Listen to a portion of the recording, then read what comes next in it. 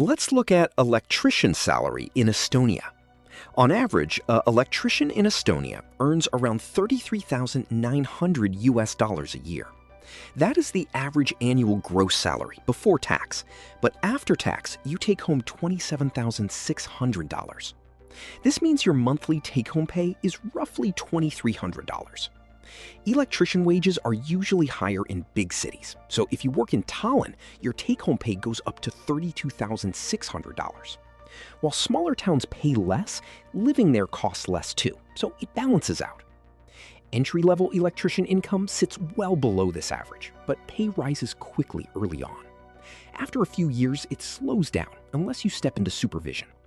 On top of that, a university degree helps you move into higher-paying positions like project manager or electrical engineer. Having extra technical skills also helps because specialized workers earn noticeably more. That is how much does an electrician make in Estonia.